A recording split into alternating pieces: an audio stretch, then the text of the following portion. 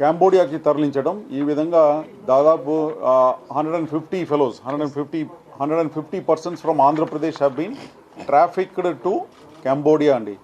కాంబోడియాలో తీసుకువెళ్ళేసి వీళ్ళ ద్వారా అక్కడ మన వేరియస్ ఆన్లైన్ స్కామ్స్ ఏదైతే ఉందో అదంతా కూడా బలవంతంగా వీళ్ళని ఒక రూమ్లో కూర్చోపెట్టేసి వాళ్ళకి భోజనాలు ఇవ్వకుండా ఈ విధంగా వాళ్ళ మీద ఒత్తిడి తీసుకొచ్చేసి వాళ్ళ ద్వారా ఇండియాలో స్కామ్స్ నడిపించటం. ఇండియాలో ఆన్లైన్ స్కామ్స్, డిఫరెంట్ స్కామ్స్ ఏదైతే ఉందో like job scam, online FedEx scam ఉంది, ఫెడెక్స్ కొరియర్ స్కామ్ మీ అందరికీ తెలిసిన విషయమే. ఫెడెక్స్ కొరియర్ స్కామ్, తర్వాత క్రిప్టో కరెన్సీ రిలేటెడ్ స్కామ్స్, ఇవి అన్నీ కూడా అక్కడ బలవంతంగా ఒక రూమ్లో కూర్చోపెట్టేసి టాస్క్ గేమ్ స్కామ్స్ ఇవి అన్నీ కూడా మన వాళ్ళందరినీ కూడా ఇక్కడ నుంచి డేటా ఎంట్రీ ఆపరేటర్ ఉద్యోగం ఇప్పిస్తామని చెప్పేసి వీళ్ళ దగ్గర నుంచి కొంతమంది ఏజెంట్స్ ఉన్నారు, మన ఇండియన్ ఏజెంట్సే ఉన్నారు. ఆ ఇండియన్ ఏజెంట్స్ వీళ్ళ దగ్గర నుంచి ఇక్కడ లోకల్గా ఎవరినైతే మేము ఇప్పుడు అరెస్ట్ చేసినామో వాళ్ళు ముగ్గురిని మేము పట్టుకున్నాము.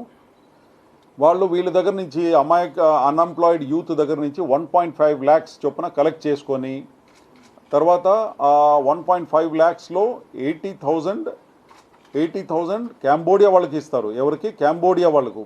వీళ్ళకు మన దగ్గర నుంచి వెళ్ళే వాళ్ళకు పాస్పోర్టు, తర్వాత అక్కడ అకామిడేషన్ అండ్ వీసా ఫీజ్ ఇదంతా కట్టాలి. కాబట్టి వాళ్ళు ఈయన దగ్గర నుంచి మన దగ్గర నుంచి మన పంపిస్తున్న మనిషి దగ్గర నుంచి 1.5 lakhs వసూలు చేస్తారు. దాంట్లో 80,000 కాంబోడియా వాళ్ళకి పంపిస్తారు. కాంబోడియాలో ఫర్దర్ ఏజెంట్స్ ఎవరైతే ఉన్నారో వాళ్ళకు 80,000 పంపించేసి వీళ్ళు 70,000 ప్రాఫిట్ రూపంలో వీళ్ళ దగ్గర పెట్టుకుంటారు. ఆ విధంగా ఉన్న ముగ్గురు ఏజెంట్స్ ఎవరైతే దాదాపు 150 అన్ఎంప్లాయిడ్ యూత్ని ఎవరిని అయితే ఇక్కడి నుంచి పంపించారో వాళ్ళ ముగ్గురు కూడా ఈరోజు అరెస్ట్ చేయడం జరిగింది. వీళ్ళందరి మీద కూడా హ్యూమన్ ట్రాఫికింగ్ యాక్ట్ కింద కేసు, తర్వాత ఎక్స్టార్షన్, రాంగ్ఫుల్ కన్ఫైన్మెంట్ ఈ సెక్షన్స్ కింద, క్రిమినల్ కాన్స్పిరసీ ఆల్సో ఈ సెక్షన్స్ కింద వీళ్ళ మీద